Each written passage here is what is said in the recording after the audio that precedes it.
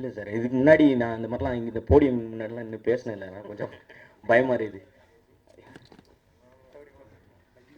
ஆமாம், இதில் 2 பேராக பேசினா தான் நல்லாயிருக்கும்.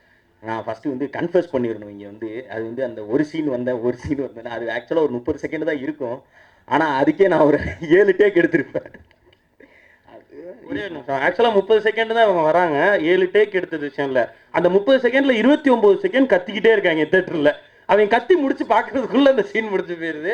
ஸோ அப்படி ஒரு ரிவ்யூவில் கூட பார்த்தேன், ஒரு பெரிய ஹீரோக்கு எப்படி ஒரு ஓப்பனிங் கத்துவாங்களோ சொல்லி வைப்போம்.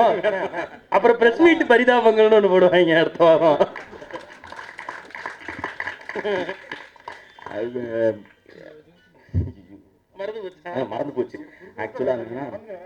இங்கே வரைக்கும் இப்போ வந்து நாங்கள் வந்து சும்மா இன்டர்நெட்டில் சும்மா சின்ன பசங்க ஏதோ வீடியோ மட்டும்தான் பண்ணிட்டு இருந்தோம். ஸோ இங்கே வந்து ஒரு படத்தோட ஒரு சக்ஸஸ் மீட்டில் வந்து நின்று பேசுகிற அளவுக்கு வாய்ப்பு கொடுத்ததுக்கு ஆதி அண்ணனுக்கு தான் ஃபஸ்ட்டு நன்றி. அதுக்கப்புறம் சுந்தர்சி சார், அப்புறம் இங்கே இருக்கிற மொத்த டீம் தான். அந்த அண்ணா அவர்லாம் பார்க்குறப்ப வந்து இப்படி இருப்பார், ஆனால் அவர் கூட உட்காந்து கேரமில் உட்காந்து பார்த்தீங்கன்னா சின்ன குழந்தை கூட தோற்றுரும், அப்படி தான் பேசுவார். ஏய் தம்பி, நீங்கள் தேன் மிட்டாய் சாப்பிட்ருக்கியா, சூப்பராக இருக்கும் நம்ம ஊரில். ஆனால் அதெல்லாம் வந்து வெயில் காலத்தில் சாப்பிடக்கூடாது தம்பி, உடம்பு வச்சிரும் அப்படி. ஆனால் படத்தில் பார்த்தீங்கன்னா செவ்விலே இருக்கிறாரு, சூப்பராக இருந்துச்சு. நாங்கள் வந்து உதயம் தேட்டரில் பார்த்தோம் அந்த படத்துக்கு. நீங்கள் சொன்ன மாதிரி தான் அதை அது வந்து படத்துக்கு முன்னாடியே போய் நாங்கள் உட்காந்துட்டோம். அதுக்கப்புறம் அந்த சீன் வந்ததுக்கப்புறம் தான் நம்ம எவ்வளோ டேஞ்சராக உட்காந்துருக்கோன்றது தெரிஞ்சிச்சு. வெளில வந்தால் பிச்சை எடுத்திருப்பாங்க, அவ்வளோ கூட்டம். ஒரு வழியாக தப்பிச்சு வந்துட்டோம். நீங்கள் ஏதாவது பேச? ஆமாம், சும்மாவே நின்று அப்புறம் நீங்கள் அங்கே போய் திட்டுவேன்.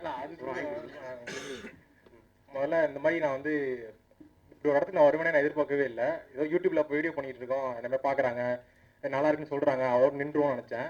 ஆனால் இப்படி ஒரு சீனுக்காக இவ்வளோ ஒரு கொண்டாட்டம் கிடைக்கும்னா அந்த ஒரு கொடுத்த வாய்ப்புக்கு வந்து அப்ரிசியேஷன். ஆமாம் அப்ரிசியேஷன், எஸ் ஹீஸ் ரைட்.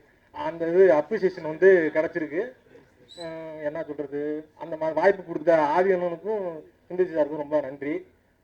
அப்புறம் வந்து நாங்கள் நம்பவே இல்லை ஃபஸ்ட்டு வந்து எங்களை ஒரு சின்ன வந்திருக்கோம் சொல்லும்போது கத்துனாங்க அப்படின்னாங்க. ஆமாம், படப்பெல்லாம் கத்திட்டு தான் இருப்பாங்க, படம் பார்த்தா நான் ஃபஸ்ட் ஒன்றா அப்படி தான் இருக்கும் அப்படின்னா. இல்லைண்ணே உங்கள் சீன்லாம் கத்துறாங்களாண்ணே ஊரில் பசங்களாம் பார்த்து சொன்னாங்க. இல்லைடா இருக்காரா தம்பி அப்படி நம்பி பார்த்தா உண்மையுமே கத்துறாங்க, எனக்கே கண்ணு தனித்தனியாக வருது. ஆஹா, இப்படி கத்துறாங்களா, அப்போ நடந்துருமோ, அப்போ சின்ன நம்ம போயிடுவோமோ அப்படிங்கிற ஒரு விஷயம் இருந்துச்சு. ரொம்ப நன்றி. நான் கனவு வந்து பழிச்சது உங்களால தான். ரொம்ப சந்தோஷம் இருக்குண்ணா.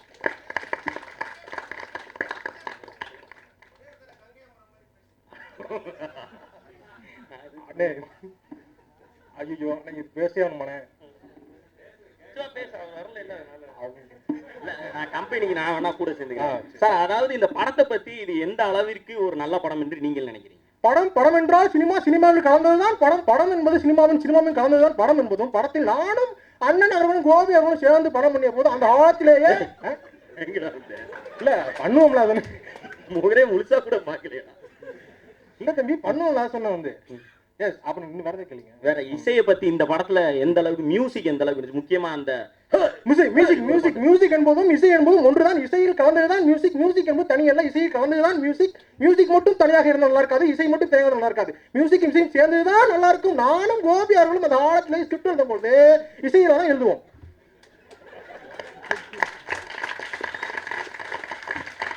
சக்சஸ் மீட்லயே மிமிக்ரி தான்.